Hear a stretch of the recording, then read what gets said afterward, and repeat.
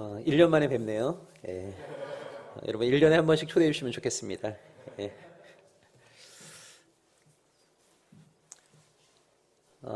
여전히 코로나가 기세를 부리고 있는데 우리 어린 친구들 설교 듣다가 조금 힘들면 밖에 나갔다가 뭐 이렇게 바람 좀 쐬고 다시 들어오고 그래도 상관없어요. 예. 예. 자, 오늘 설교의 제목이 어느 나라의 백성이 되겠습니까? 라고 하는 건데요. 여러분, 우리가 복음이라고 하는 이야기를 굉장히 많이 하기도 하고 듣기도 하는데, 원래 이 복음이라고 하는 말은 로마 제국이 독점하던 단어입니다. 이 유앙겔리온이라고 하는 것은요, 로마의 복음 외에는 이 땅에 존재하지 않았습니다. 자, 로마는 그러면 언제 이 유앙겔리온이라고 하는 복음을 선포했는가? 그러니까 새로운 황제가 등극하거나 새로운 왕자가 탄생하거나 아니면 로마가 이방 민족과의 전쟁에서 승리했을 때 이때 유앙겔리온이라는 이름으로 제국 전체에 복음을 선포한 겁니다. 자, 여러분 보세요. 로마가 이방 민족과의 전쟁에서 이겼습니다. 이걸 제국 전체에 복음이라는 이름으로 선포합니다. 자, 이것이 로마의 식민 지배를 받고 있던 백성들에게도 기쁜 소식이었을까요? 전혀 그렇지 않죠. 여러분, 로마의 식민 지배를 받던 사람들은요, 로마가 힘이 약해져야만 희망이 있는 거 아닙니까? 그러니까 로마가 이방 민족과의 전쟁에서 패배했다, 이런 얘기를 듣는 게 정말 기쁜 소식인 거죠. 자, 그런데 로마는 이 복음이라고 하는 이름으로 황제가 등극하거나 새로운 왕자가 탄생하거나 이방 민족과의 전쟁에서 승리했을 때 이게 기쁜 소식이야, 이걸 들어! 라고 하면서 제국 전체에 있는 모든 사람들에게 유앙겔리온을 선포한 거란 말이에요. 자, 로마의 복음이라고 하는 건 한마디로 얘기하자면 힘이 강한 사람이 약한 사람을 억압하고 지배하고 착취할 수 있다는 겁니다. 그러니까 한마디로 강자의 지배, 이걸 정당화시키는 것이 바로 로마의 복음이에요. 자, 또 하나, 로마는 복음이라는 것을 통해서 황제를 뭐라고 설명했냐면 황제는 인간이 아니야. 황제는 신의 대리자이고 신의 현현이야, 이렇게 얘기했어요. 여러분, 우리가 신약 성경을 막 공부하다 보면 신약 성경에서 예수님에 대해서 고백하고 있는 여러 가지 타이틀이 있죠. 예를 들자면 예수님은 하나님의 아들이시다. 예수님은 하나님이시다. 예수님은 구원자이시다. 예수님은 주님이시다. 에베소서 2장 예수님은 세상의 평화이다. 자, 이것들이 여러분 신약 성경에서 우리가 예수님에 대해서 고백하고 있는 타이틀이란 말이에요. 자, 근데 이것이 초대교회나 사도 바울이 처음 만든 것들이 아닙니다. 자, 원래 이 5가지의 타이틀은요, 로마 황제에게 고백했던 내용들인 거예요. 그러니까 쉽게 얘기하자면 황제는 누굽니까? 신의 아들입니다. 황제는 누굽니까? 신이죠. 황제는 누굽니까? 우리의 구원자입니다. 황제는 누굽니까? 우리 인생의 주님입니다. 황제는 누굽니까? 세상의 평화예요. 원래 이게 로마 황제에게 올려드렸던 고백적인 언어인 거거든요. 자, 근데 초대교회는 로마 황제가 아니라 예수 그리스도가 하나님의 아들이시다. 예수 그리스도가 진정한 구원자이시다. 그러니까 로마 황제에게 고백됐던 그 내용을 예수에게로 돌린 거예요. 초대교회는. 그러니까 놀라운 거죠. 엄청나고 담대한 선포인 거죠. 자, 어쨌든 이렇게 로마의 복음만이 존재하고 있던 이 땅에 새로운 복음이 등장하게 된 겁니다. 그 새로운 복음이 뭐냐면 예수님에 의해서 선포되어진 하나님 나라의 복음인 거예요. 원래 로마의 복음밖에 없었어요. 근데 로마의 복음만 존재하고 있던 그때 예수님이 새로운 복음을 이 땅에 선포하신 거란 말이에요. 그것이 뭐냐? 하나님 나라의 복음입니다. 여러분, 예수님이 선포하신 하나님 나라의 복음이라고 하는 것을 쉽게 얘기하자면 사람들을 하나님 나라의 백성으로 초대하시는 거예요. 더 이상 로마 황제의 지배를 받지 말고 파라오의 통치를 받지 말고 하나님의 통치를 받는 하나님의 백성이 되어라. 그 하나님 나라의 백성으로 사람들을 초대하신 것이 바로 하나님 나라의 복음입니다. 자, 이때 어떤 사람을 우리는 크리스찬이라고 얘기하는 거냐면 하나님만을 내 인생의 주인으로 삼고 하나님의 백성으로 살아가겠습니다 라고 다짐하고 결단한 사람을 우리는 크리스찬 이렇게 얘기한단 말이에요. 자, 여기서 중요한 것은 뭐냐면 하나님의 백성이 된다고 할 때 하나님만을 믿는 자가 된다는 말이 굉장히 중요한 말입니다. 자, 여러분 이걸 잘 기억하셔야 돼요. 우리가 하나님을 믿는 것만으로는 온전하지 않습니다. 그러니까 하나님은 우리가 하나님을 믿고 하나님을 예배하고 하나님을 찬양하는 자가 되기를 원하시지 않고요. 하나님만을 믿고 하나님만을 찬양하고 하나님께만 예배드리는 자가 되기를 원하신단 말이에요. 여러분, 구약의 이사야부터 말라기까지를 우리가 예언서라고 하는데, 예언서를 보시게 되면 매 시대마다 예언자들이 등장해갖고 이스라엘 백성들의 죄를 질타를 해요. 자, 이스라엘 백성이 하나님께 책망받은 가장 중요한 죄가 뭐냐면 우상숭배입니다. 너희가 하나님을 저버리고 바알과 아세라와 밀곰과 그모스를 섬기고 있다. 이것 때문에 맨날 책망을 받거든요. 자, 근데 여러분, 이 이야기를 듣다 보면 우리가 이런 생각을 하기가 쉬워요. 어떤 생각을 하기가 쉽냐면, 원래 하나님을 믿어야 될 이스라엘이 하나님을 안 믿고 바알이나 아세라나 밀곰이나 그모스를 믿었나 보다. 하나님을 예배해야 될 이스라엘이 하나님을 예배하지 아니하고 이런 이방의 우상들을 예배했나 보다. 이렇게 생각하기가 쉬운데 여러분, 절대 그렇지 않습니다. 구약의 이스라엘 백성은요, 매일 하나님을 믿었습니다. 매일마다 저녁과 아침에 상번제라고 하는 제사를 하나님께 올려드렸어요. 자, 근데 예언자가 등장해갖고 맨날 이스라엘 백성을 뭐라고 책망하냐면 너희가 하나님을 저버리고 우상을 숭배하고 있다, 이렇게 책망한단 말이에요.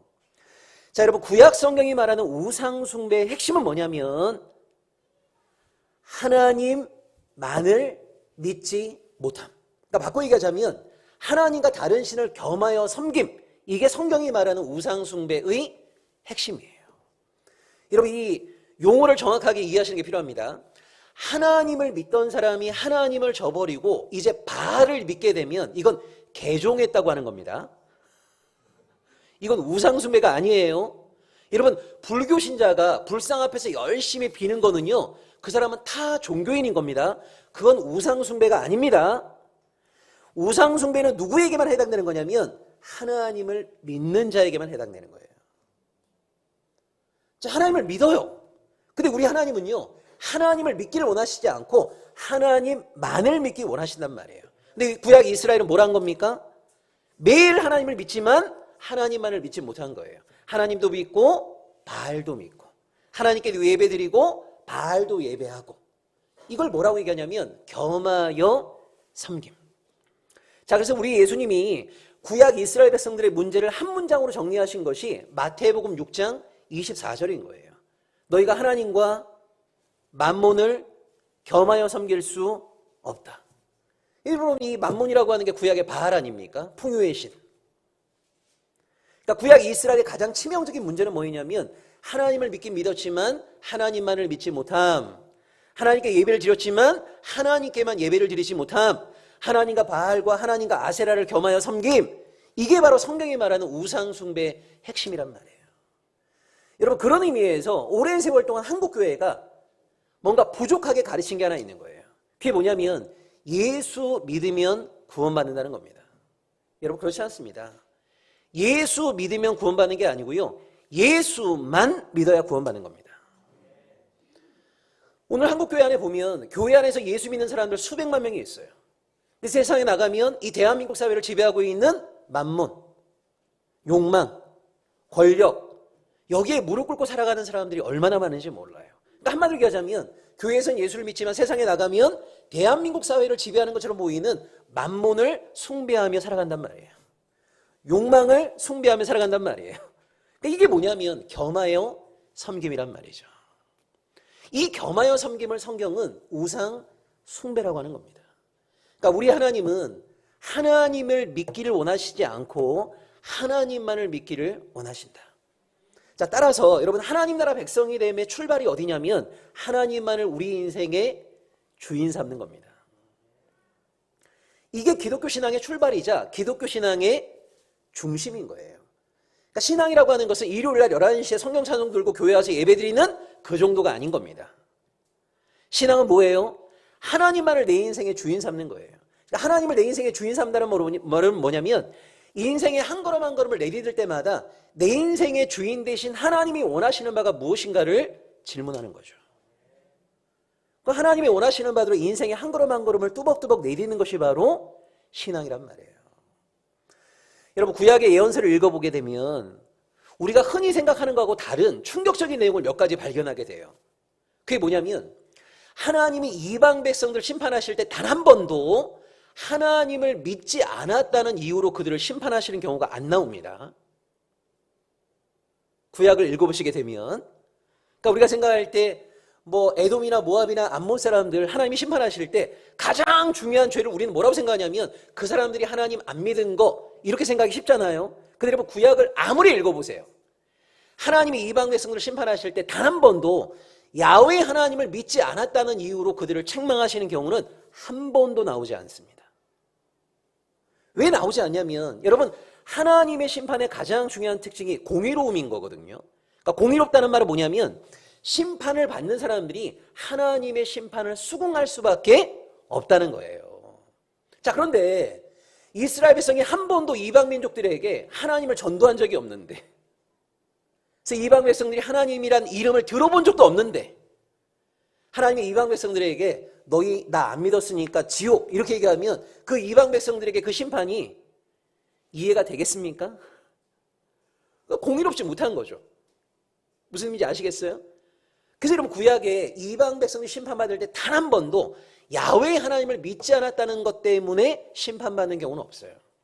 근데 뭘로 심판받는 거냐면 하나님이 그들에게 허락하신 일반 은총, 이성이나 양심에 반하는 행동, 연약한 자들을 짓밟은 거, 사람들을 인신 납치해서 인신매매 팔아넘긴 거, 이런 것들 때문에 심판을 받는 거지 단 한 번도 하나님을 믿지 않았다는 이유로 그들은 심판받지 않습니다.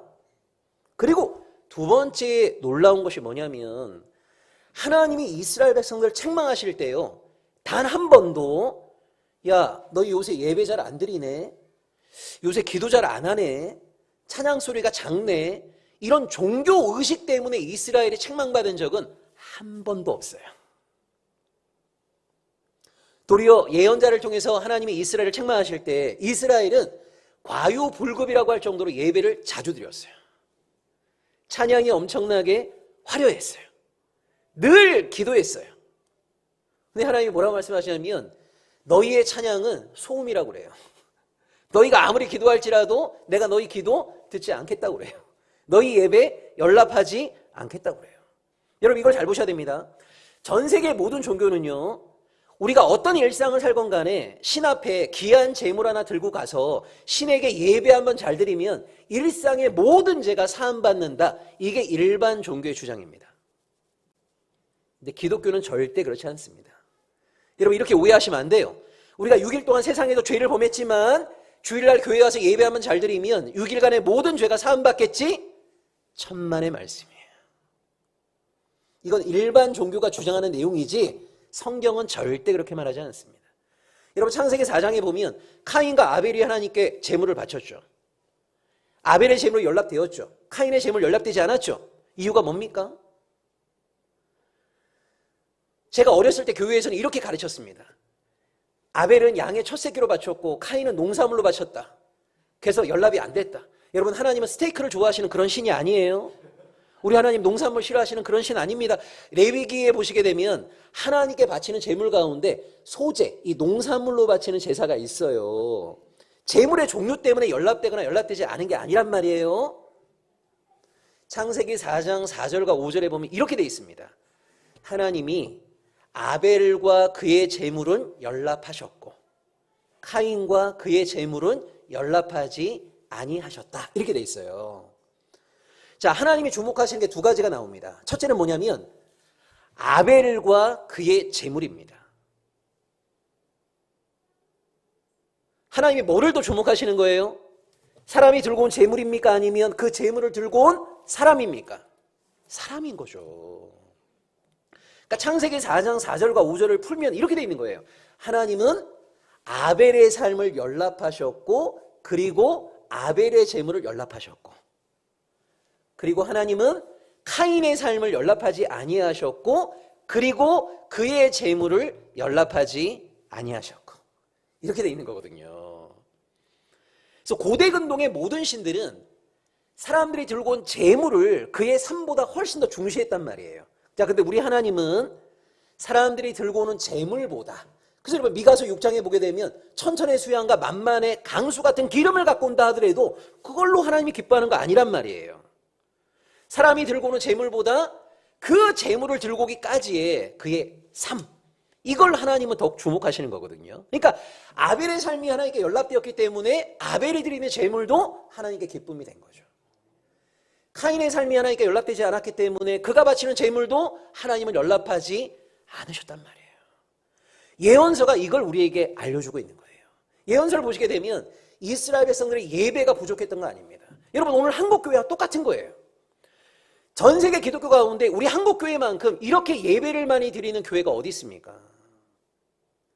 여러분, 나름 신앙생활 좀 열심히 한다는 사람들은 일주일에 10번 이상 예배 드리지 않습니까? 매일 새벽 기도회, 수요예배, 금요철야회, 주일 오전 오후에 구역 예배까지 진짜 예배 많이 드린단 말이에요. 근데 다른 나라에 비해서 이렇게 많은 예배를 드리는 한국 교회가 훨씬 더 기독교인다운 사람들을 많이 배출했는가? 교회다운 교회들이 좀 더 많아졌는가? 천만의 말씀이에요. 그러니까 문제가 어디 있는 거냐면 종교 의식에는 최선을 다하고 있는데 뭐가 부족한 거예요? 일상의 순종이 없단 말이에요. 그러니까 우리 하나님이 진짜 원하시는 것은 일상의 삶 속에서 하나님의 백성답게 살아가는 것인데, 하나님을 자기 인생의 주인으로 고백하면서 자기 인생의 주인 대신 하나님이 원하시는 바대로 일상을 신실하게 살아가는 것인데, 종교 의식에는 최선을 다하지만 일상의 삶 속에서는 세상의 주류 문화와 주류 가치와 손맞잡고 살아갈 때가 훨씬 더 많단 말이죠. 이걸 성경은 뭐라고 얘기하냐면 우상 숭배라고 하는 거예요. 그런 사람들이 드리는 예배를 우리 하나님은 연락하지 않는다고 예언서가 분명히 말하고 있단 말이에요.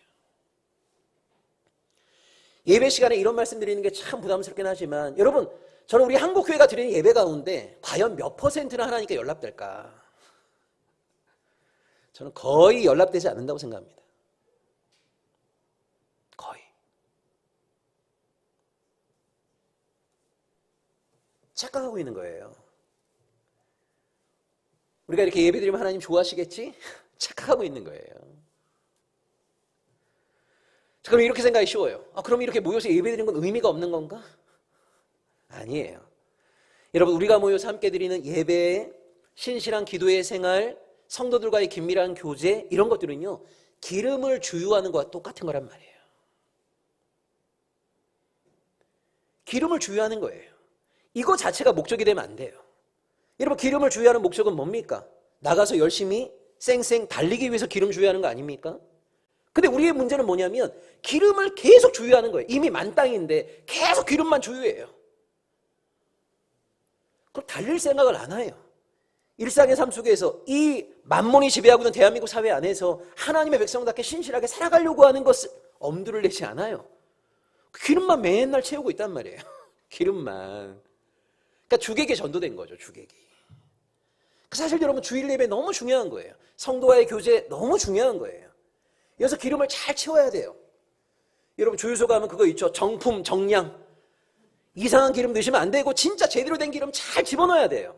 그리고 기름 가득 채운 다음에 뭐 해야 되는 겁니까? 여러분, 교회당 한 발자국만 나가도요, 세상은 우리로 하여금 하나님의 백성답게 살아가도록 응원하는 곳이 절대 아닙니다. 세상에 나가는 순간 일상이 시험의 연속인 거예요. 유혹의 연속인 거예요. 거기서 한눈 팔지 아니하고 하나님의 백성답게 신실하게 살아가려면 진짜 정품 정량의 기름을 잘 주유해야죠. 그 힘으로 힘있게 살아가야죠. 근데 이것이 너무나 부재하단 말이에요. 구약의 이스라엘 백성과 우리가 너무 많이 닮아 있는 거예요. 일상의 순종은 없고 과도한 종교의식을 통해서 스스로도 착각하고 있는 거예요. 내가 하나님께 이렇게 열심을 다하고 헌신하고 있으니까 우리 하나님 기뻐하시겠지? 그렇지 않습니다. 다시 한번 말씀드리지만 기독교 신앙의 출발과 중심은 뭐냐면 하나님만을 내 인생의 주인 삼는 거다. 여러분, 제가 98년 2월에 결혼을 했거든요. 그러니까 결혼과 동시에 이제 가정을 딱 꾸렸잖아요.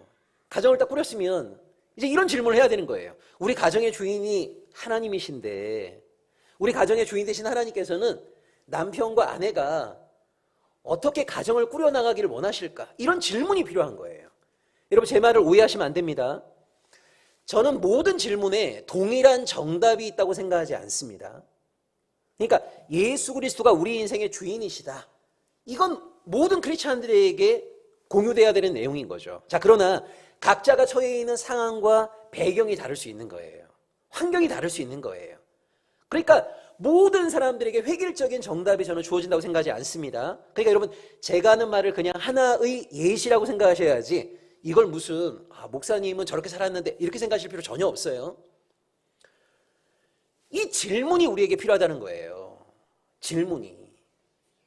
내가 결혼을 통해서 가정이 탄생을 했어요. 우리 가정의 주인이 예수님이라고 정말 고백하신다면 우리 가정의 주인 되신 예수님은 남편과 아내가 어떻게 가정을 꾸려나가기를 원하실까? 이 질문이 필요하다는 거죠. 질문이. 그러니까 저희 부부가 내린 결론은 뭐였냐면 가사와 육아를 분담하는 것이 하나님의 뜻이다. 이렇게 저희가 이제 결론을 내렸어요. 여러분, 지금까지 저는 가사와 육아를 분담하고 있습니다. 제가 새 아이가 있는데 새 아이가 다 태어났을 때 제가 몸조리했습니다. 그래서 앙팡이란 유아 잡지에서 모범 아빠로 뽑혔어요. 저는 하나님이 천지를 창조했다는 걸 고백하는 사람이기 때문에 이 땅의 환경, 생태를 보호하기 위해서 아이들을 키울 때 하기스 같은 기저귀 쓰지 않았어요. 청기저귀 썼습니다. 여러분, 애 키워보시면 아시지만 애들이 찔끔찔끔 하루에 50번 싸거든요. 죽는 줄 알았습니다. 하루 두 끼, 세 끼 뭐 먹고 살까 고민하면서 유기농을 먹기로 결심했습니다. 이 유기농을 먹는다라고 하는 건 무슨 웰빙 이런 것 때문이 아니고요. 저와 제 아내는 하나님이 천지를 창조했다는 것을 고백하는 신앙인이잖아요. 그리고 창세기 보시게 되면 하나님이 천지를 창조하시고 나서 보시기에 너무너무 아름다웠는데, 그리고 우리에게 이 땅을 잘 지키고 돌보라는 문화 명령을 주셨는데, 우리가 직무유기하는 바람에 로마서 8장에 보면 피조물이 탄식한다는 말이 나와요. 뭘 먹고 살아야 될 것인가? 라고 했을 때 이 과도하게 농약을 뿌리거나 화학비료를 뿌린 것들 우리가 소비하게 되면 이 땅도 황폐해지고 우리의 몸도 망가지게 되고, 그래서 생명 농업을 하시는 분들의 것들을 우리가 소비해야 되겠다. 왜냐하면 그것이 우리 창조신앙의 저는 연장선상이었거든요. 그래서 하나님이 창조하신 이 땅을 아름답게 보존하고 아름답게 변화시켜내는 그런 농사를 짓는 분들의 것들을 우리가 소비해줘야만이 그들이 계속 농사를 지을 수 있지 않겠습니까? 그래서 저희는 결혼했을 때부터 지금까지 유기농을 먹어요. 그러니까 처음에 여러분 제가 얼마나 힘들었냐면 그때 교육전사로 살에 50만 원 받을 때였는데 뭐 11조니 헌금이 다 떼고 나면 얼마 안 남잖아요. 얼마 안 남는데 그때 유기농이 너무 비쌌어요. 매장도 별로 없었어요. 그러니까 일반 대형마트 가면 만두 한 봉지 2,500원이었거든요. 근데 유기농 매장 가면 5,000원이에요. 5,000원. 근데 또 일반 대형마트 가게 되면 1+1 아닙니까? 그러니까 이 유기농 매장 가서 하나 살 돈이면요, 여기 가면 4개를 살 수 있는 거예요.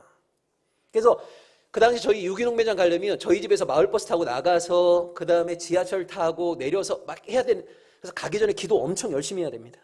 하나님 담대하게 살 수 있도록 용기를 주시고 막 기도해야 돼요. 안 그러면 가면 너무 비싸갖고 이게 사 먹을 수가 없는 거예요. 근데 유기농을 먹다 보니까 하나 좋은 건 뭐냐면 꼭꼭 오래 씹어 먹게 되더라고요. 왜냐면 너무 비싸니까 꼭꼭 오래 씹어 먹게 돼요. 절대 과식을 하지 않고, 그리고 버리는 음식이 없어요. 버리는 음식이. 여러분, 저희 지금 공동체도요, 수련회 가서 쓰는 간식 하나까지도 저희는 다 유기농입니다. 그러니까 저는 일반 교회에서 어린아이들 간식으로 막 야구르트, 초코파이 주는 거 보면 정말 미치겠어요. 그 몸에도 안 좋은 색소 있는 사탕 같은 거 주는 거 보면 미치겠어요. 그러니까 저는 좀 우리가 신앙 안에서 예수가 우리 인생의 주인이라는 고백이 있다면 작은 것 하나에서부터 저는 질문이 필요하다 보는 거예요. 질문이. 그래서 내 인생의 주인 대신 예수님이 원하시는 바가 무엇인가? 여러분, 자녀가 태어나게 되면 이 자녀를 어떻게 양육하는 것이 내 소유 아니잖아요. 하나님이 우리 가정에 맡기신, 하나님의 마음으로 잘 양육하라고 맡기신 하나님의 소유인데 이 아이를 어떻게 양육하는 것이 하나님의 뜻일까? 당연히 질문이 필요한 거죠. 저는 너무나 안타까운 것이 오늘 대부분의 신앙인에게 있어서 이 질문 자체가 사라져버린 거예요. 그래서 예배는 열심히 드리고 있지만 세상에 나가서 중요한 결정을 하게 될 때 대부분의 사람들이 결정하는 그 내용으로 결정하는 경우들이 너무 많아요. 주류 문화를 추종하는 경우들이 너무 많단 말이에요. 아닙니다. 여러분, 신앙이라고 하는 것은요, 세상 모든 사람들이 만몬이 내 인생의 주인이야 고백할 때 우리는 예수가 내 인생의 주인이야 고백한 사람 아닙니까? 그러면 내 마음대로 살면 안 되죠. 내 뜻대로 살면 안 되는 거죠. 그러니까 내 인생의 주인 대신 예수님이 원하시는 바가 무엇일까를 질문해야죠. 다시 한번 말씀드리지만 이 질문에 대한 대답은요, 상황에 따라, 환경에 따라, 대상에 따라 굉장히 다양할 수 있는 거예요. 그러니까 저는 어떤 정답이냐가 중요한 게 아니라 그 진지한 질문의 결과 나온 대답이 필요하다는 거예요. 이것이 사실은 진짜 신앙인 거예요. 이것이 진짜 신앙인 거예요. 여러분, 오늘 우리가 사경이라는 이름으로 지금 모이고 있는데, 여러분 1884년부터 1945년까지 우리나라에 오신 외국인 선교사님이 한 1600명 정도 됩니다. 그 가운데 69.3%, 한 70% 되죠. 미국에서 오셨어요. 미국에서. 그래서 미국 선교사님들이 이 조선에 와갖고요, 두 가지를 보고 깜짝 놀란 거예요. 여러분 19세기 말부터 이 땅에 오신 외국인들이 조선 사람들의 삶을 보니까 두 가지를 보고 깜짝 놀랐어요. 첫째가 뭐냐면 너무 근면성실한 거예요. 그러니까 새벽부터 밤늦게까지 이렇게 열심으로. 근데 여러분 그런 얘기 들어보셨죠? 우리나라 사람들 세계 어디를 떨어뜨려 놔도 잘 산다고. 그러니까 우리나라 사람들 옛날 60년대 70년대 미국 가고 막 슈퍼하고 세탁소 하는데 이 경쟁이 안 돼요. 미국 슈퍼마켓 주인은 오전 10시에 문 열거든요. 우리는 막 새벽 5시부터 문 열잖아요. 그러니까 경쟁이 됩니까? 안 되죠. 한국 사람들 너무 부지런한 거예요. 너무. 그러니까 미국 선교사들이요, 한국 사람들의 근면성실하면 와 너무 놀래버렸어요. 야 너무 부지런하다. 두 번째 놀란 게 뭐냐면 이렇게 부지런한데 너무 가난한 것 때문에 놀랐어요. 아니 이렇게 부지런하면 미국보다 잘 살아야 될 것 같은데 왜 이렇게 가난하지? 그러니까 그 당시 우리나라에 온 선교사님들은요 무슨 삼정문란 이런 거 몰랐습니다. 뭐 탐관 오리들의 폭정 이런 거 몰랐어요. 그러니까 단순하게 그냥 이렇게 부지런한데 왜 이렇게 가난하지? 그러면서 선교사들이 이 조선 사회를 좀 본 거예요. 여러분 그 당시만 하더라도 90% 이상의 사람들이 농사를 지을 때 아닙니까? 여러분 농사를 짓다 보면 일년이 딱 두 개로 나뉘어지잖아요. 농번기가 있고 농한기가 있잖아요. 농번기 때 농민들이 얼마나 부지런해요. 근데 재밌는 게 뭐냐면 가을 추수 끝나고 나서 이 농한기가 시작되는데 농한기에도 농민들은 진짜 부지런합니다. 이른 아침부터 사랑방이나 주막에 모여갖고요, 담배 피고 막걸리 마시면서 하루 종일 노름한단 말이에요.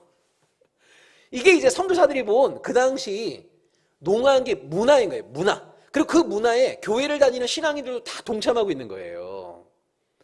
그래서 선교사들이 안 되겠다. 왜냐하면 할 게 없으니까 그게 하나의 농한기 문화가 돼버린 거예요. 그래서 선교사님들이 겨울에 만든 게 바로 이 사경회입니다. 사경회. 그래서 원래 사경회는 겨울에 하는 겁니다. 겨울에. 농한기 때. 자, 여러분 보세요. 이 문화라고 하는 이름의 죄가 사실은 진짜 위험한 거예요. 그러니까 우리가 죄 그러면 보통 이런 거, 누구 미워한 거, 뭐 물건 훔친 거, 거짓말한 거, 이런 어떤 개인적인 죄를 여러분 생각하기 쉽지만 진짜 위험한 죄는 뭐냐면 문화라고 하는 이름의 죄입니다. 왜 문화라고 하는 이름의 죄가 위험한 거냐면 문화라고 하는 이름의 죄는요, 10명 가운데 1명이 하면 죄가 되는 것도 10명 가운데 7, 8명이 하면 문화라고 그래요. 문화가 돼버립니다. 여러분 예를 들자면 어떤 백인이 어떤 흑인을 막 짐승 취급하고 자기 말 듣지 않는다고 그래서 막 폭력을 행사하게 되면 아마 우리가 그 백인을 막 뭐라고 할 거예요. 근데 이 땅의 모든 백인이 모든 흑인을 짐승 취급하고 말 듣지 않는다고 린치를 행하게 되면 이건 노예제도 문화가 되는 겁니다.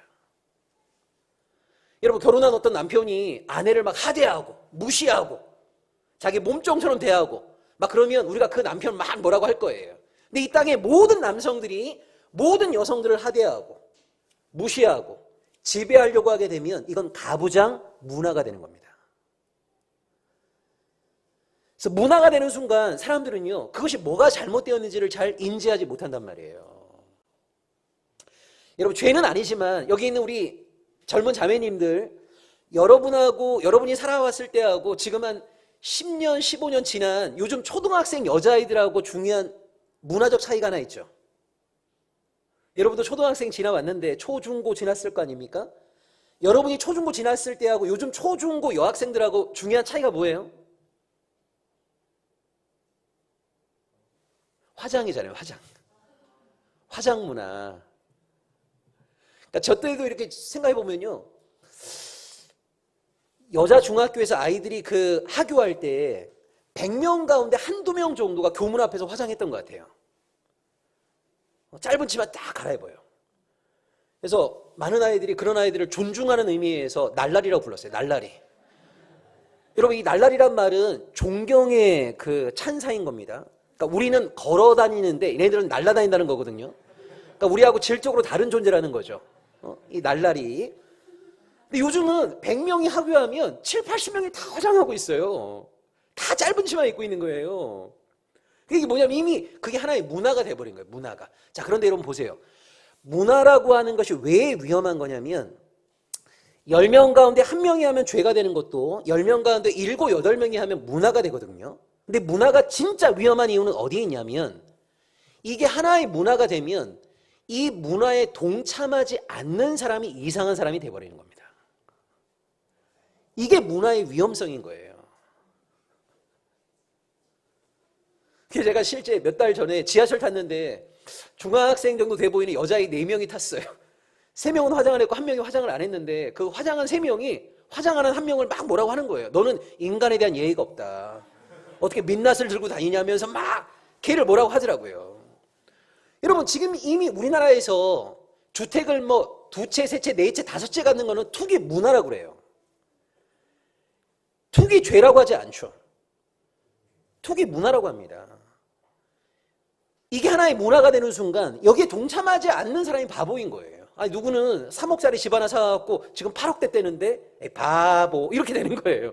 그럼 진짜 홀로 있을 때 오만 가지 생각이 다 들겠죠. 야, 나만 너무 진짜 너무 떨어지는 거 아닌가? 나도 여기 동참해야 되는 거 아닌가? 이런 생각이 든단 말이에요. 그래서 여러분, 죄 중에서 우리가 개인적인 죄에 대해서는 굉장히 민감한 편인데 문화라고 하는 이름의 죄에 대해서 굉장히 둔감할 때가 많이 있어요. 근데 이 문화라고 하는 이름의 죄가 사실은 진짜 위험한 거예요. 그러니까 선교사님들이 가만 보니까 농민들이 할 게 없으니까 농한계 때 다 그러고 있는 거예요.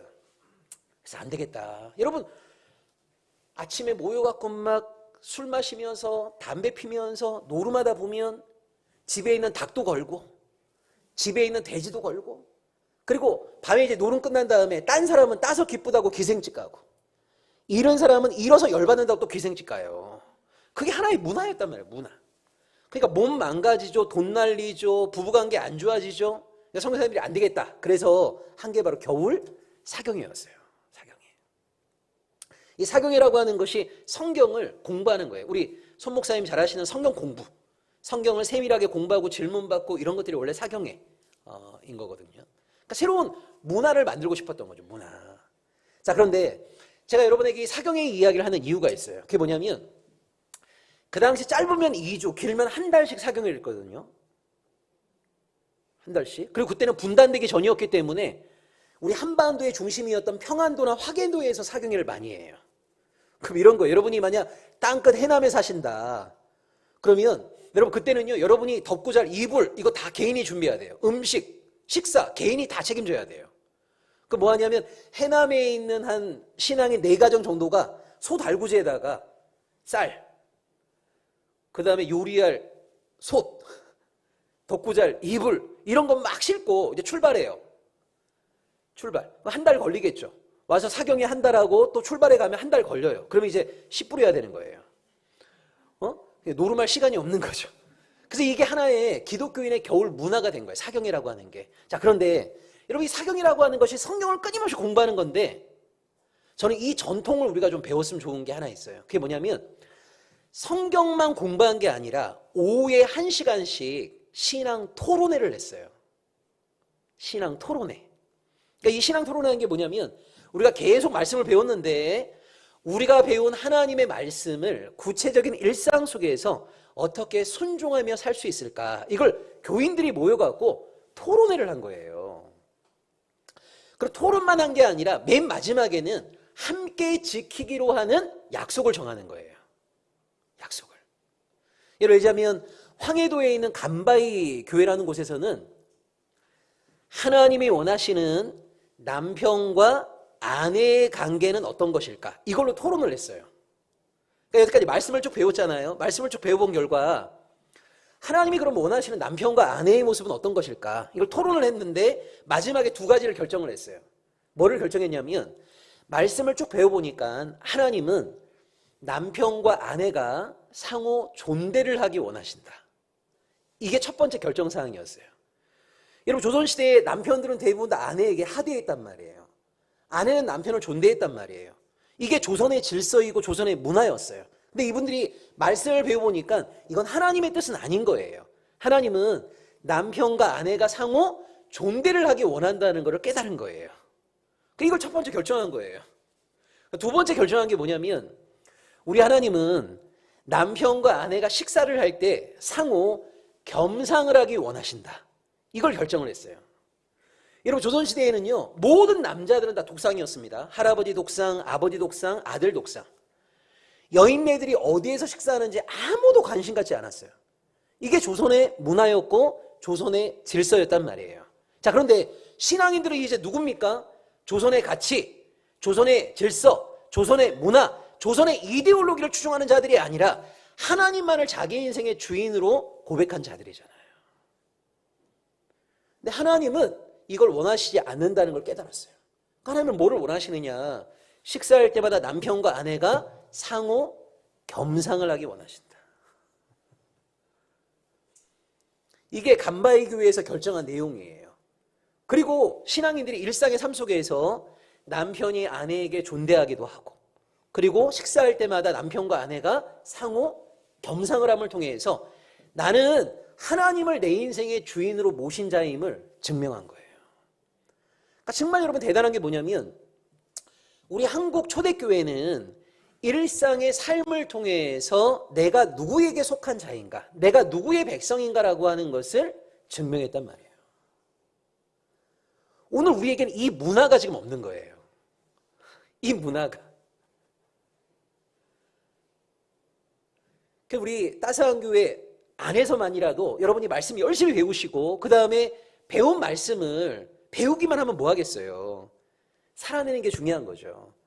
그래서 하나님이 원하시는 바를 일상의 영역 속에서 어떻게 살아낼 수 있을지에 대해서 여러분이 함께 논의도 해보시고 토론도 해보시고 그리고 함께 결정하는 것을 서로 잘 지켜낼 수 있도록 응원해주고 격려해주고 이게 사실은 진짜 신앙의 모습이라는 거죠. 그러니까 우리 한국 초기 교인들은요 정말 신앙이 분명했어요. 인생의 주인을 바꾼 순간부터 그럼 내 인생의 주인 대신 그분이 원하시는 바 이걸 끊임없이 공부를 했고 그리고 그분이 원하시는 바를 살아내기 위해서 애를 썼단 말이에요. 여러분 김제에 가면 금상교회라고 아주 유명한 교회가 있습니다.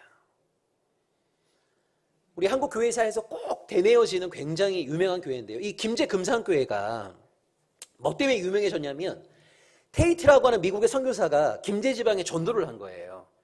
자, 전도를 했는데 그 김제 지방의 유지 가운데 조덕삼이라는 사람이 있었어요. 자, 이 조덕삼이 테이트의 전도를 받고 예수를 믿기로 한 거예요.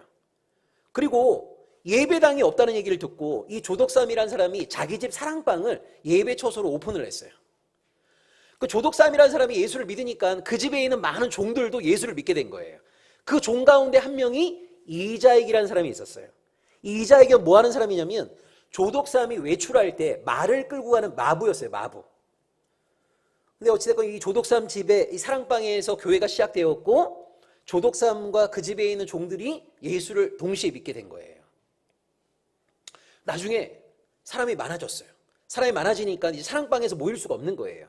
이때 조덕삼이 자기 과수원을 교회에 헌납했어요. 그리고 조덕삼이 자기가 돈을 다 내갖고 교회를 지었어요. 그러니까 어떻게 보면 그 당시에 헌금을 낼 수 있는 사람이 조덕삼밖에 없을 정도로 여러분 우리 한국 초기교회를 보게 되면 대부분 다 여인들 아니면 노비들이 많았거든요. 그러니까 이런 돈 있는 사람들은 교회에 거의 없었단 말이에요. 그러니까 이 금상교회는 조덕삼이 거의 헌신한 거랑 마찬가지였어요. 자, 근데 이 조덕삼이라고 하는 주인하고 마부였던 이자익이 똑같이 서리집사가 되었고 그 다음에 똑같이 안수집사가 되었어요. 자, 그럼 뭐죠? 그 다음에 장로선거가 있잖아요. 장로선거.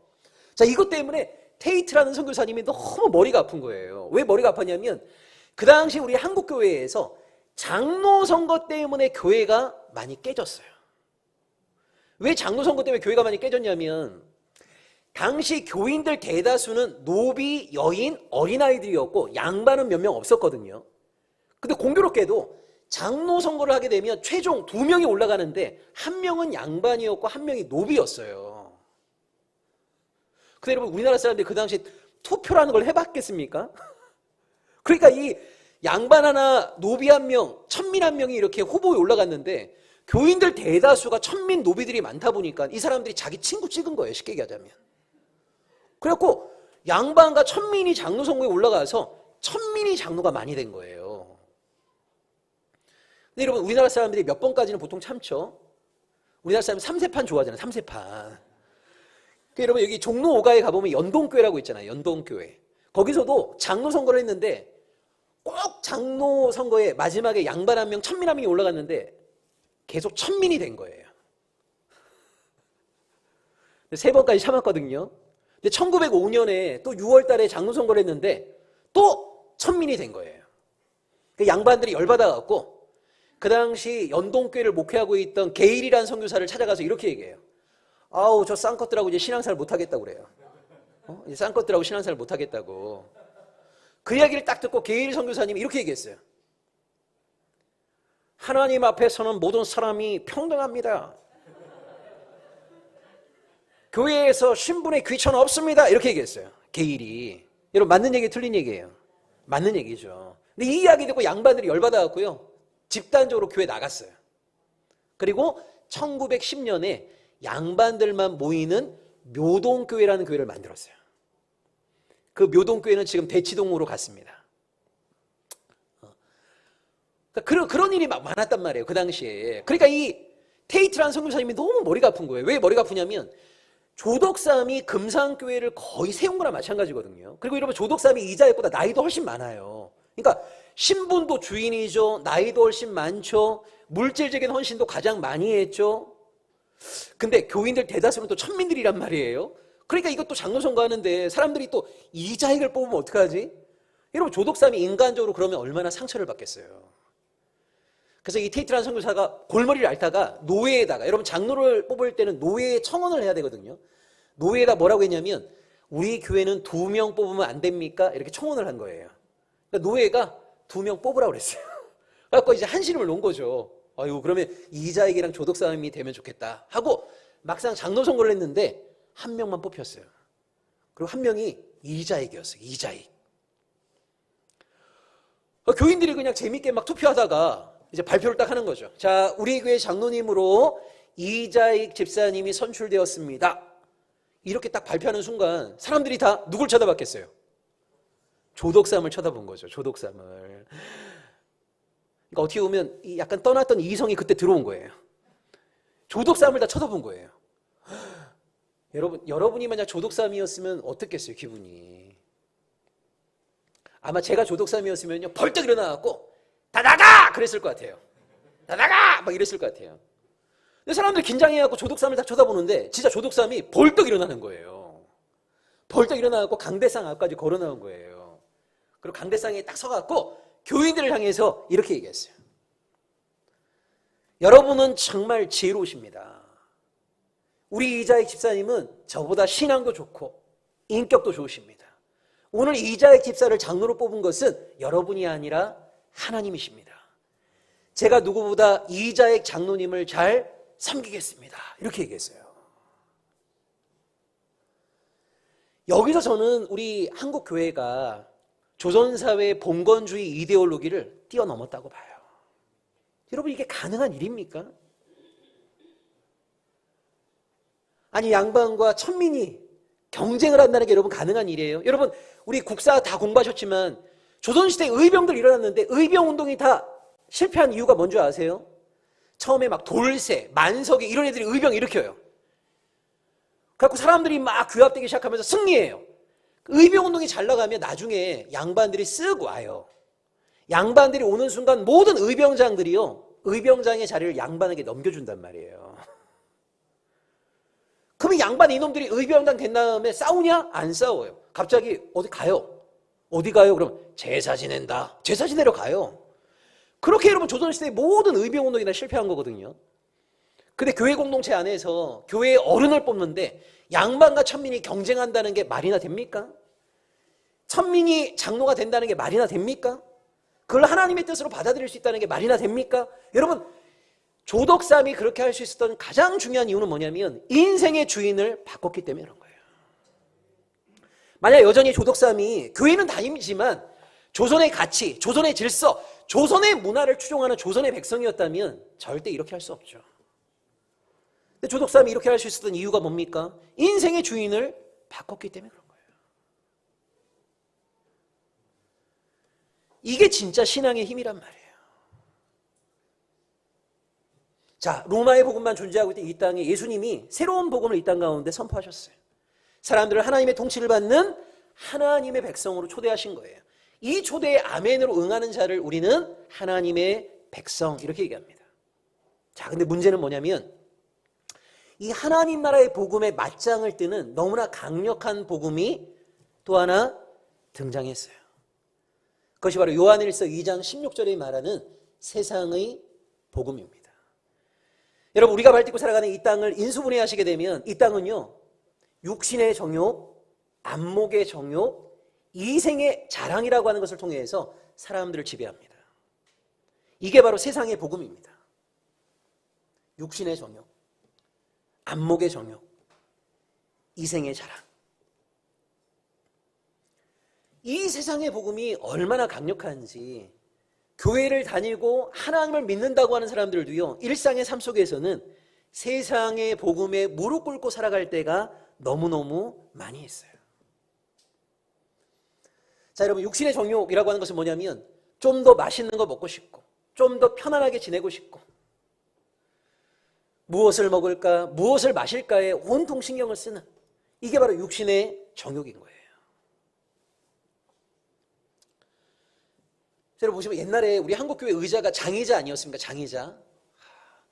그런데 사람들 안 갑니다. 이제 허리 아프다고 그래요. 응? 요즘 사람들은요, 가까운 거리도 다 차 몰고 다닙니다. 주차장에 구비되어 있지 않으면 그 교회는 안 가요.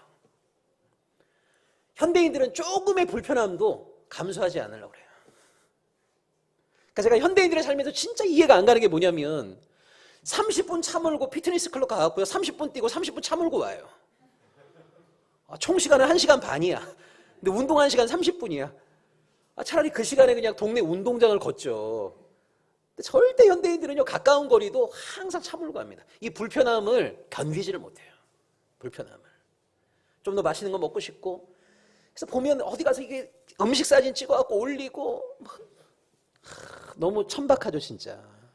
너무 천박합니다. 여러분, 우리 대한민국의 주류 문화를 보시면 한 25년 전부터 한국의 주류 문화가 섹시로 바뀌었거든요. 여러분, 25년 전만 하더라도 섹시란 단어를 입에 올리는 게 굉장히 부담스러웠고 이거 함부로 사람들 말하지 않았던 거예요. 근데 25년 전부터 소위 섹시라고 하는 것이 대한민국의 주류 문화가 되었어요. 한 10년 전부터 먹방이 대한민국의 주류 문화가 되었어요. 얼마나 많이 먹냐, 누가 더 돼지스럽냐, 이게 무슨 자랑거리입니까 이게? 진짜 그런 의미에서 우리나라가 아직까지 어떤 사상적으로는 선진국이 되기가 어려워요. 선진국이 되기가 어려워요. 여러분, 유럽만 하더라도 공동체 중요한 문제들을 7, 8시에 토론하거든요. 근데 우리나라는 공동체 중요한 거 다 심야 토론합니다. 심야 토론. 그러니까 공동체에 관심 많은 사람들은요, 그 100분 토론, 심야 토론 보고 나면 눈이 휑해갖고, 그래서 뭔가 공동체에 관심 많은 사람일수록 성격이 안 좋아 보여요. 우리나라는. 왜냐하면 메인 시간은 다 오락 프로 아니면 먹방 아니면 진짜 그런 의미에서 우리나라가 좀 사상적으로는 아직까지 선진국의 대열에 올라가기가 좀 어려운 것 같아요. 어쨌든 여러분, 사람들은요, 육신의 정욕에 다 지배를 받고 있어요. 좀 더 편안해지고 싶고 좀 더 안락해지고 싶은 거예요. 자, 안목의 정욕이라는 말은 뭐냐면 눈에 보이는 모든 것을 갖고 싶은 욕망, 이런 뜻입니다. 안목의 정욕이라고 하는 것은. 그러니까 여러분, 안목의 정욕을 부추기는 가장 강력한 것이 바로 광고인 거죠. 광고. 나에게 꼭 필요한 것이 아님에도 불구하고 눈에 보이는 것을 갖고 싶게 만들어요. 그래서 광고 중에도 여러분 굉장히 의미 있고 좋은 광고들 굉장히 많이 있지만 대부분의 상업 광고는 그런 걸 유혹하는 거죠. 이렇게. 그래서 광고라는 게 얼마나 무섭냐면 처음에는 광고를 우리가 무시할 수 있어요. 무시할 수 있는데 한 2-3번 계속 보다 보면 어느 순간 각인이 딱 됩니다, 이게. 뭐 샴푸 광고 무시할 수 있잖아요. 근데 갑자기 머리 감다가 그걸 안 써서 이러나 이런 느낌이 들어요. 여러분 자동차 광고 계속 보다 보면 내가 저 차만 드라이브하게 되면 막 인생에 어떤 걱정도 없을 것 같아. 늘 인생이 행복할 것 같아.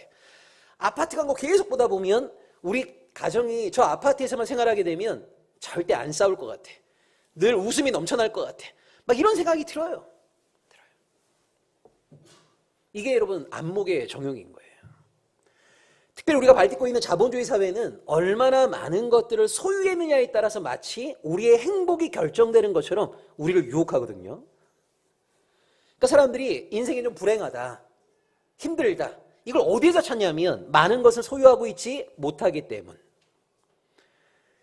집이 너무 좁아, 자동차 CC가 너무 작아, 이런 것 때문에 마치 내 인생이 불행한 것처럼 생각하게 만들어요. 그러니까 이거는 여러분 우리가 아무리 극복하려고 해도 이 극복이 잘 안 돼요. 그러니까 우리가 발딛고 살아가는 이 자본주의 사회 자체가 끊임없이 많은 것들을 소유해야만이, 넓은 집에 살아야만이, 큰 차를 타야만이 인생이 마치 행복해질 수 있는 것처럼 우리를 계속 유혹하거든요. 계속. 여러분 통계청 자료에 근거해 보면 지금 우리나라의 생활 필수품이 1000개 정도 됩니다. 1000개. 여러분 50년 전에 우리나라 생활 필수품이 50개였어요. 50개. 이 생활 필수품이라는 게 뭡니까? 인간다운 삶을 살기 위해서 생활에 꼭 필요한 것들이 생활 필수품 아닙니까? 지금은 1000개 가까이 돼요. 여러분 집에 식기세척기 다 있으시죠? 그럼 혹시 지금도 손으로 설거지 하세요? 아직 인간다운 삶이 뭔지를 경험하지 못하신 겁니다. 여러분 식기세척기 지금 생활 필수품이에요. 여러분 집에 한 80인치 이상의 벽걸이 TV 다 하나씩 있으시죠? 없어요? 그럼 아이패드나 아이폰은 다 있으시죠? 아이패드나 아이폰. 네? 그것도 없어요? 우리 따스한 교회는 재산이 좀 어느 정도 적어야 이렇게 들어오실 수 있습니까? 여러분 사실 제가 지금 열거했던 4가지는 제 인생에 한 번도 없는 것들이었어요. 근데 저는 이 4가지가 없었다고 해서 저는 한 번도 불행한 적이 없었거든요. 근데 이게 지금 생활 필수품에 들어가요. 그럼 대한민국 사회는 우리에게 이렇게 건넨단 말이에요. 너 그거 없어? 어떻게 살아? 막 우리를 너무너무 불쌍히 여겨요. 사실 그거 없어도 얼마든지 행복하게 잘 살 수 있음에도 불구하고 이게 우리가 발딛고 살아가는 이 땅의 현실이란 말이에요. 여러분 한 15년 전인가요? 제가 가양 공동체를 처음 시작하고 나서 1년 만에 우리 한 100명 정도 사람들이 모였을 때였어요. 그때 루이비통이라는 명품 가방이 한참 막 유행할 때였어요. 그러니까 제가 가격을 알아보니까 한 600만 원 정도 하더라고요. 그러니까 제가 주일 예배 설교 때 우리 지체들한테 그렇게 얘기했어요. 만약 여러분이 600만 원짜리 루이비통 가방을 하나 탁 소유한 것 때문에 평생 행복할 수 있다면 내가 다 사주겠다고 했어요. 아니 여러분 600 곱하기 100 해봤자 6억밖에 안 되잖아요. 아니 내가 6억 쓴 것 때문에 100명의 사람들이 평생 행복할 수 있다면 이거 투자할 만한 가치 있는 거 아닙니까? 응? 그래서 제가 다 사주겠다고 했어요. 여러분 어떻게 생각하세요? 600만 원짜리 명품 가방 하나 탁 메고 있으면 여러분 평생 행복하신가요? 행복하긴 하죠. 근데 행복의 유효기간이 굉장히 짧아요. 그거 딱 메고 고등학교 동창회 갔는데 만나는 친구마다 그거 짝퉁이지 이렇게 얘기하면 스트레스 받아요. 암 걸립니다. 암 걸려. 그거 메고 나갔는데 아무도 알아봐주지 않아 봐요. 더 짜증나지. 그러니까 그런 것들을 여러분 소유하게 되면 일시적으로 행복할 수 있는데 행복의 유효기간이 너무 짧거든요. 근데 우리가 발딛고 살아가는 이 땅은요 끊임없이 너 그거 갖고 있어? 없어? 없으면 우리 불쌍하게 여기고 마치 그것들을 다 소유해야만이 행복해질 수 있는 것처럼 끊임없이 우리를 유혹한단 말이에요. 여기서 그 유혹에 넘어지지 않기 위해서는 정말 삶의 토대가 굉장히 굳건해야 돼요. 하나님께 우리 인생의 뿌리를 든든하게 뿌리 내리지 않는 이상 금방 흔들립니다. 이거 금방. 여러분 우리 직장 생활하는 남자분들 여자분들 다 알고 있을 거예요. 여러분 직장 가서 동료들하고 식사할 때마다 주로 어떤 얘기합니까? 골프 얘기하고 차 얘기하고 아파트 얘기하고 주식 얘기하고 그런 얘기 막 듣다 보면 안 하는 나만 이상한 사람인가 이런 생각이 들어요.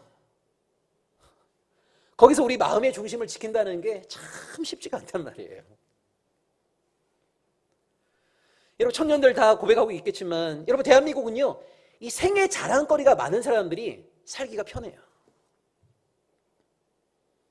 학벌, 가문, 직업, 요즘은 심지어 거주하는 지역도 자랑거리가 됩니다.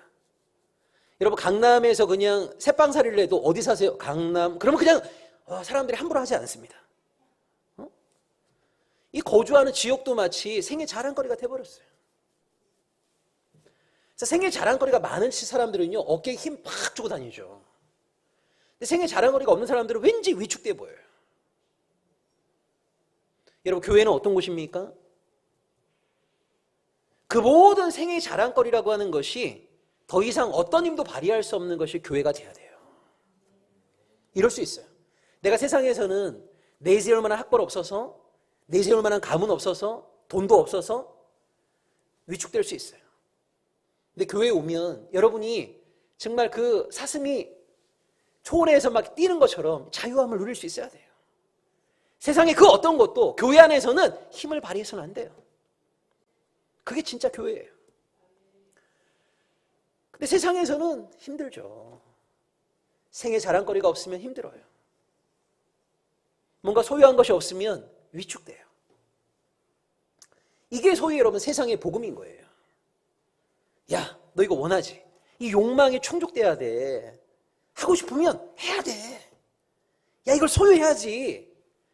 이게 끊임없이. 그래서 많은 것들을 소유하게 되면 마치 우리 인생이 행복해지는 것처럼 끊임없이 우리를 유혹하고 있는 것이 바로 세상의 복음이란 말이에요.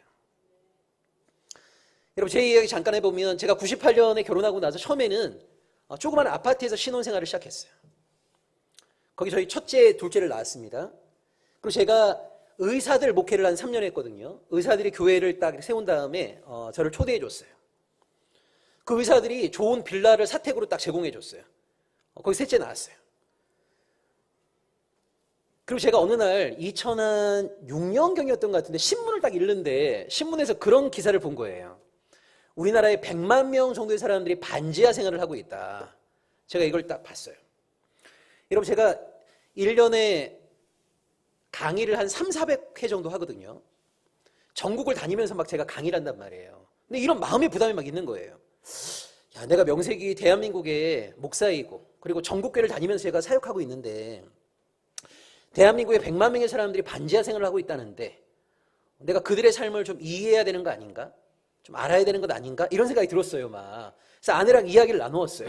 아내도 공감이 됐어요. 여러분, 부부가 결정한다고 해서 애들이 막 따라오면 안 되잖아요. 아이들에게 물어봤어요. 엄마, 아빠가 이런 뜻 가운데 반지하로 이사 가려고 하는데 너희들 어떻게 생각하니?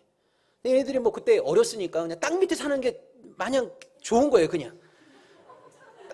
땅 밑에 살고 싶대. 그래서 2007년에 강북구, 서울 강북구에 전세 1,800짜리 반지하로 들어갔어요. 전세 1,800이니까 얼마나 환경이 안 좋았겠어요.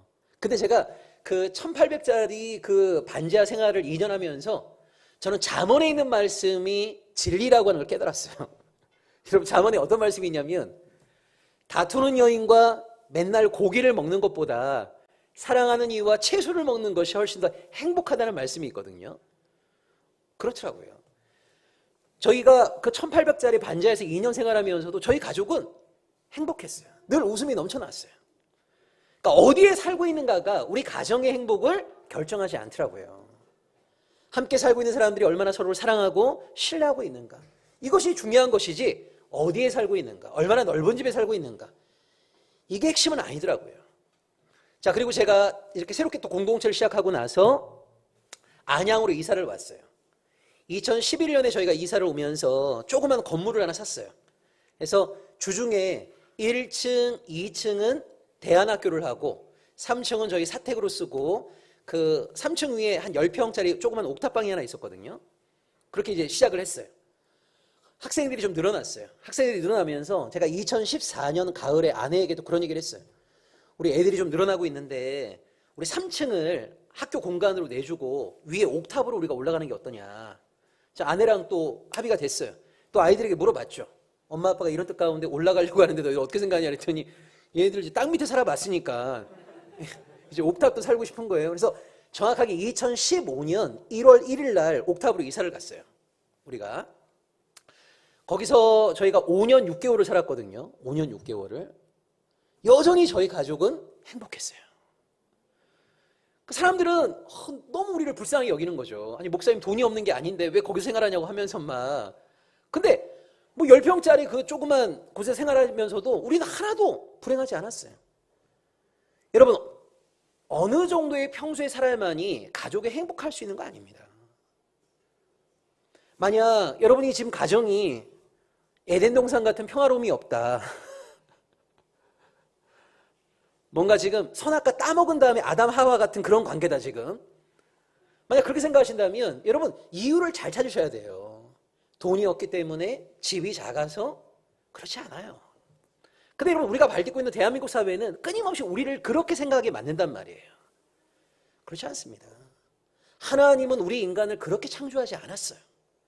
많은 것들을 소유해야만이 행복할 수 있는 존재로 우리를 창조하지 않으셨단 말이에요.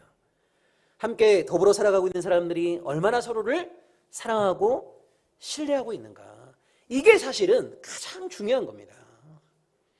근데 우리가 발딛고 있는 자본주의 사회는요, 이 중요한 것을 자꾸만 부차적인 것으로 만들어 버려요.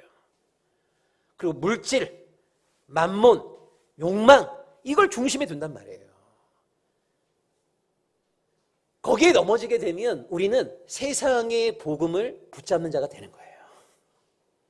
그러니까 어떻게 보면 우리의 일상 자체가 이 세상의 복음에 추종하는 세상 사람으로 살아갈 것인지 하나님만을 내 인생의 주인으로 모시는 하나님의 백성으로 살아갈 것인지 매 순간마다 결단해야 하죠. 매 순간마다. 자, 그런데 문제가 하나님 나라의 복음만 선포돼야 될 이 땅 교회 안에 하나님의 이름으로 포장된 세상의 복음이 선포될 때가 너무 많단 말이에요. 여러분 오카노 목사님 아시죠? 이동훈 목사님 아시죠? 얼마나 대단한 목사님들입니까? 그나마 정말 설교 잘하신다, 말씀 잘 가르치신다 라고 정평난 분들이거든요.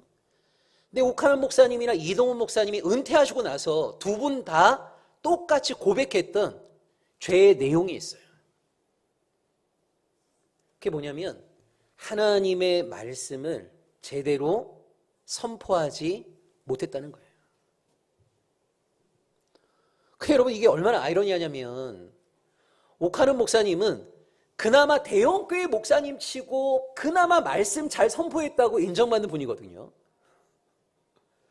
이동훈 목사님 정말 말씀을 조리 있게 알맹이를 잘 뽑아갖고 선포 잘하는 분으로 유명한 분 아닙니까? 근데 이동훈 목사님은 은퇴 예배 때 이걸 고백했어요. 오카노 목사님은 은퇴하시고 나서 목사들 400명 모여있는 곳에서 이렇게 얘기했어요. 목사님들 정말 하나님의 말씀 제대로 선포하고 있습니까? 뭐 선포하려고 그러면 김장로 걸려서 못하고, 뭐 선포하려고 그러면 이권사 걸려서 못하고, 뭐 선포하려고 그러면 박집사 걸려서 못하고, 그래서 이것 빼고 저것 빼고 저것 빼고 교인들이 듣기 원하는 그런 메시지만 선포하고 있지 않습니까? 오카노 목사님 그렇게 말씀하셨어요. 우리나라에 내노라는 목회자들조차도 목회할 때는요 하나님의 말씀을 제대로 선포하지 못했다고 하나님께 용서를 구해요.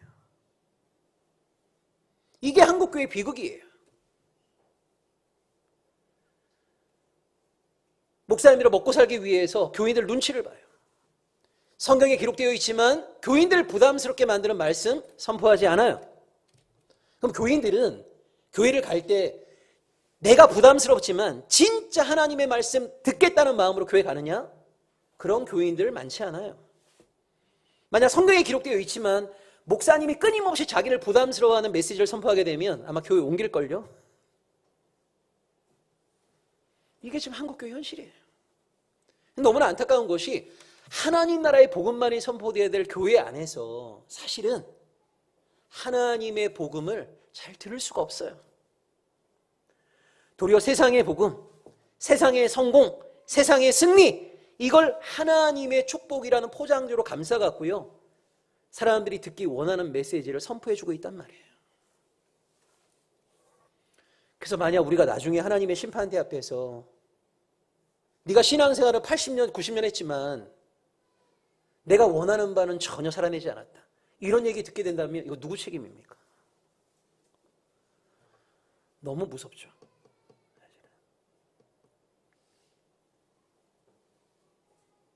여러분, 한국교회에서 가장 뜨거운 기도 현장이 어디죠? 이 땅의 평화와 통일을 위해서 기도하자 그러면 10명도 안 옵니다. 한국교회에서 가장 뜨거운 기도의 현장은 수능기도회입니다. 수능기도회. 최근에 몇 년 전부터 다니엘 21일 기도인가요? 그게 여러분 수능 때 맞춰서 하는 거 아닙니까? 한국교회 정말 기도 뜨겁죠. 한국교인들만큼 이렇게 뜨겁게 기도하는 사람들 어디 있습니까? 근데 우리의 기도 가운데 정말 주님이 말씀하셨던 것처럼 하나님의 나라와 의를 위하는 기도 있습니까? 여러분, 조금 이상하게 들릴지 모르겠지만 저는 제 가족을 위해서 한 번도 기도한 적이 없어요. 저는 늘 하나님의 나라와 의를 위해서 기도합니다. 그리고 제 마음속에 어떤 확신이 있냐면 하나님의 나라와 의를 위해서 내가 기도할 때 하나님께서 저와 우리 가정을 책임져 주실 거라는 믿음이 있어요. 여러분, 한국 교인들 정말 뜨겁게 기도하지만 정말 주님 말씀하셨던 것처럼 하나님의 나라와 의를 구하는 기도는 잘 보이지 않습니다. 교회에서 기도를 또 제대로 가르쳐 줬냐? 가르쳐 주지 않았어요. 여러분, 전 세계 모든 종교의 기도가 있죠. 전 세계 모든 종교인들이 기도하는 가장 중요한 이유가 뭡니까? 자기가 원하는 것을 얻어내기 위해서 기도하는 거예요. 근데 내가 얻어내기 위해서는 신을 감동시켜야 돼요. 신을 감동시키기 위해서 모든 종교에는 뭐가 있냐면 치성이라는 게 있는 거예요. 신을 감동시키기 위해서 지극정성을 다하는 거죠. 그래서 여러분, 모든 종교에 새벽 기도가 있죠. 모든 종교에 철야 기도가 있죠. 모든 종교에 금식이 있는 거예요. 내가 잠을 줄여가면서까지도 이렇게 기도하는데 신이시여 진짜 응답해 주지 않으실 겁니까? 내가 곡기를 끊으면서까지 기도하는데 신이시여 속히 응답해 주소서. 이게 여러분 전 세계 모든 종교의 기도인 거예요. 우리 한국교회는요, 달을 향해 빌었던 사람들, 불상을 향해 빌었던 사람들, 무당을 초대해갖고 기도했던 사람들, 이들이 기독교 신앙은 갖게 되었지만 기도의 내용은 하나도 달라지지 않았어요. 왜요? 기도가 무엇인지를 제대로 배워본 적이 없어요. 여러분, 기독교가 말하는 기도는요, 내가 원하는 것을 하나님께 고집스럽게 달라고 요청하는 게 아닙니다. 우리 성경의 기도의 모범이 겟세마네 기도에 나오죠. 자, 내가 원하는 것으로 기도는 시작할 수 있어요. 여러분, 기도를 대화라고 배우지 않았습니까? 기도가 대화라는 말은 뭐죠? 나는 이것이 필요하다고 하나님께 대화를 시작하는 거예요. 하나님, 저에게 A를 주십시오. 근데 하나님과 대화하는 과정 속에서 진짜 나에게 필요한 건 A가 아니라 B라는 걸 내가 깨닫게 돼요. 내가 원하는 바와 하나님이 나에게 주시고자 하는 바가 다르다는 것을 깨닫게 되면 기독교 신앙의 특이성이 어디에 있는 거냐면 내가 원하는 것을 끝까지 하나님께 밀어붙이는 게 아니라 나의 원함과 하나님의 원하심이 일치하는지를 보고, 만약 이게 일치한다면 나의 기도는 하나님을 기쁘시게 하는 기도가 되겠죠. 근데 만약 나의 원함과 하나님의 원하심이 다르다라고 했을 때 기꺼이 하나님의 뜻을 받아들이기 위해서 나의 원함을 내려놓는 것이 바로 기독교가 말하는 기도란 말이에요. 여러분, 진짜 기도 많이 하는 사람은요, 욕심꾸러기가 될 수가 없어요. 진짜 기도 많이 하는 사람은 하나님을 닮을 수밖에 없단 말이에요. 근데 우리 한국교회는 기도 많이 할수록 사람들이 이상해요. 하나님과 대화를 못하기 때문에 그런 거예요. 하나님의 마음을 배워보지 못했기 때문에 그런 거예요. 더 기도 많이 할수록 자기 고집심이 세요. 다른 사람들을 하대하고 무시해요. 도대체 무슨 기도한 겁니까, 이거? 지금 우리 한국교회를 괴롭히는 것 가운데 하나가 신사도 운동 아닙니까? 여러분, 20세기부터 성부 성자 가운데 성령에 대한 관심이 폭발적으로 증가했어요. 기독교 1900년 역사 가운데 성령에 대한 언급이 거의 없었어요. 근데 20세기 초부터 성령에 대한 관심이 폭발적으로 증가하면서 여러분, 하나님의 성회나 오순절 교회들이 탄생한 거 아닙니까? 우리 한국 교인들도요, 다 성령에 대한 그 사모함이 있죠.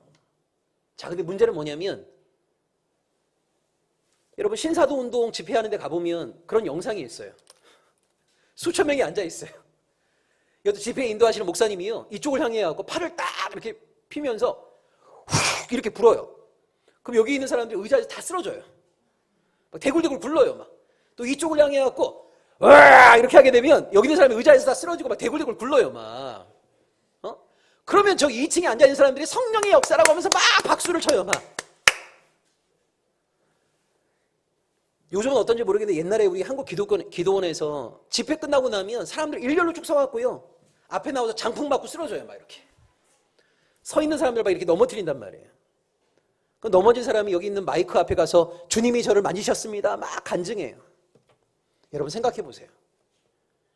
멀쩡하게 의자에 앉아있는 사람을 쓰러뜨리는 것이 성령의 역사하고 무슨 상관이 있습니까?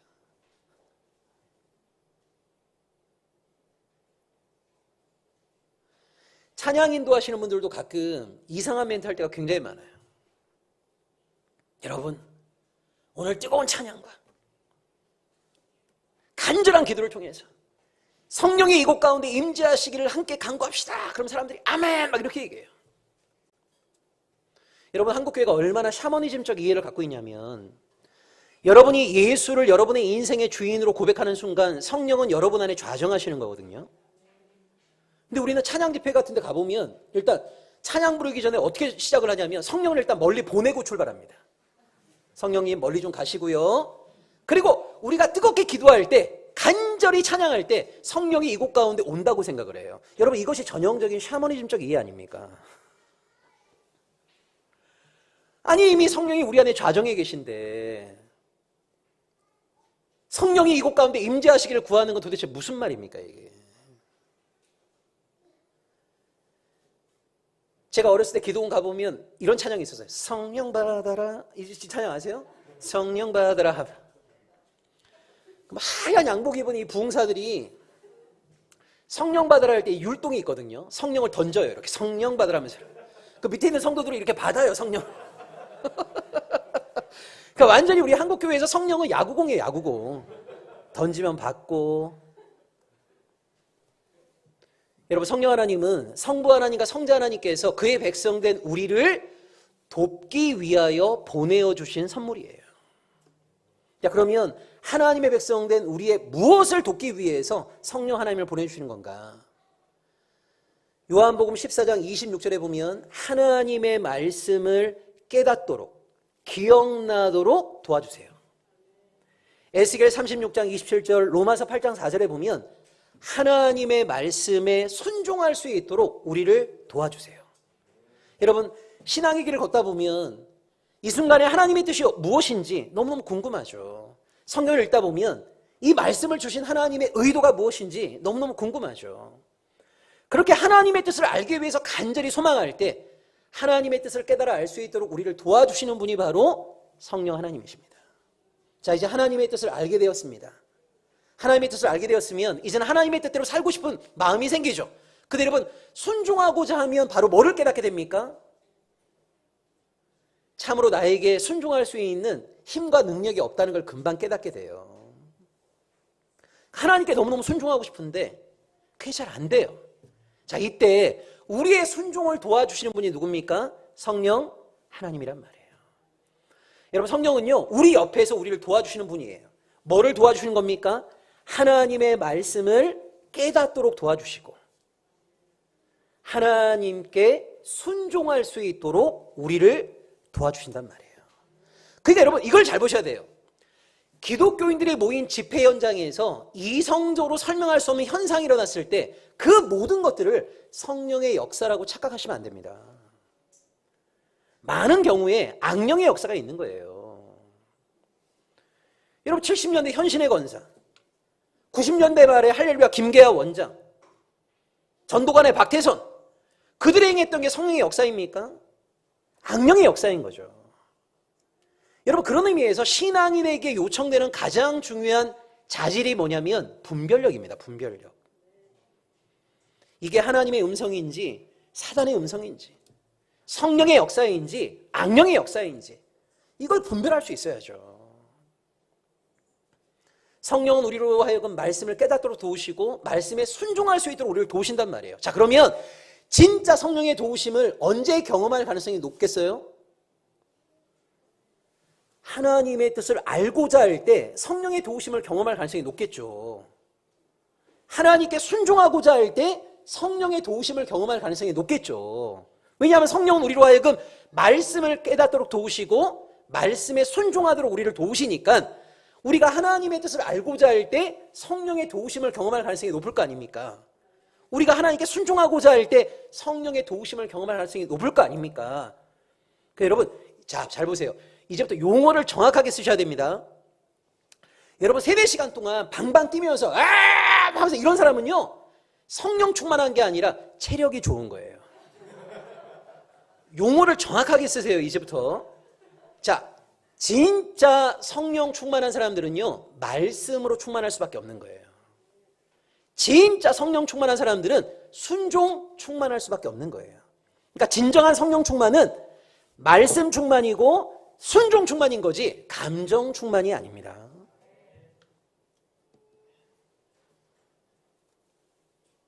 근데 우리는 그런 어떤 종교적인 감정을 발산하는 이런 것 자체를 너무 성령의 역사와 동일시했단 말이에요.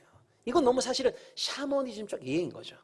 그런 걸 통해서 우리가 하나님께 간절히 기도할 때 구하는 대부분의 내용들이 보게 되면 자기와 자기 가정을 뛰어넘기가 너무 어려워요. 하나님이 진짜 원하시는 기도 잘 보이지 않아요. 왜 그러냐? 결국은 세상의 복음에 우리도 모르는 사이에 너무너무 지배를 받고 있는 거예요. 지난번에 제가 그런 말씀 드렸죠. 성경이 말하는 복 있는 사람과 세상이 말하는 복 있는 사람이 무슨 차이가 있습니까? 여러분, 세상은 어떤 사람을 복 있다고 얘기합니까? 경쟁에서 승리하고 원하는 걸 이루어내고 성공하고 많은 것들을 누리고 있고 이런 사람을 소위 복 있는 사람 이렇게 얘기하잖아요. 이게 한마디로 얘기하자면 세상의 복음이 사람들을 끌고 가는 지점인 거예요. 근데 성경은 어떤 사람을 복 있는 사람이라고 했습니까? 남이 어떻게 되건 말건 나 홀로 잘 살겠다는 그런 사람들의 충고와 조언을 듣지 않고 공동체가 어떻게 되건 말건 나 홀로 잘 살겠다는 사람들의 삶의 문화에 동참하지 않고 하나님 나라의 가치를 비웃고 조롱하는 정직이 밥 먹여줘, 진실이 밥 먹여줘 이런 사람들과 친구 맺지 않는 것을 복 있는 사람이라고 그랬잖아요. 근데 그가 그렇게 살아갈 수 있었던 중요한 이유가 뭡니까? 세상이 건네는 음성보다 이 사람은 하나님의 음성을 듣는 것을 더 사모하고 인생이 잘 풀릴 때건 잘 풀리지 않을 때건 상황에 지배받지 아니하고 하나님의 뜻이 무엇인가를 알기 위해서 끙끙거리며 신음하는 묵상하는 자이기 때문이라고 그랬잖아요. 이런 삶이 우리에게 필요한 겁니다. 여러분, 정리해보면 로마의 복음만이 존재하고 있는 이 땅에 예수님은 새로운 복음을 이 땅에 소개하셨어요. 우리를 하나님 나라의 백성으로 초대하셨습니다. 그 초대에 응했기 때문에 우리는 이 자리에 있는 겁니다. 자, 그런데 우리가 발딛고 살아가는 대한민국 전체가 하나님에 의해서 거듭난 것은 아니에요. 대한민국이 여전히 만몬, 욕망, 권력 이것들이 왕노릇하고 있어요. 교회 안에서 신앙을 지키는 건 어렵지 않아요. 진짜 중요한 것은 세상 속에서 신앙을 지켜내는 거예요. 이 땅을 지배하고 있는 세상의 복음이 아니라 하나님의 복음, 세상의 백성이 아니라 하나님 나라의 백성으로 신실하게 한 걸음 한 걸음 내디뎌 가라고 하나님께서 우리에게 2022년이라는 새로운 시간을 허락하셨고 홀로 그 길을 걸어갈 때 넘어질 수밖에 없어요. 우리 각자가 넘어지게 될 때 서로 중보하고 팔을 뻗어서 일으켜 세워주라고 하나님께서 귀한 동역자들을 허락하셨어요. 이 사랑스럽고 귀한 성도들과 함께 여러분 2022년 하나님의 백성다운 그 걸음을 신실하게 힘차게 함께 걸어갈 수 있기를 주의 이름으로 축원합니다. 기도하겠습니다. 하나님, 우리를 당신의 백성 삼아주신 은혜 너무너무 감사를 드립니다. 하나님의 백성답게 살고 싶지만 우리가 너무나 연약하고 때로는 세상의 유혹이 너무나 강력하여서 우리가 고백하고 뜻한 바대로 살아가지 못하고 있음을 하나님 앞에 시인합니다. 하나님, 새롭게 허락된 2022년의 시간, 새로운 출발선상에 우리가 서 있습니다. 올해 사랑하는 지체들의 손 꼭 맞잡고 하나님의 백성다운 걸음을 더욱더 힘있게 내디뎌 가기를 소망합니다. 주의 성령께서 일거수 일투족 우리의 모든 걸음을 주관하여 주옵소서. 예수 그리스도의 이름으로 기도합니다. 아멘.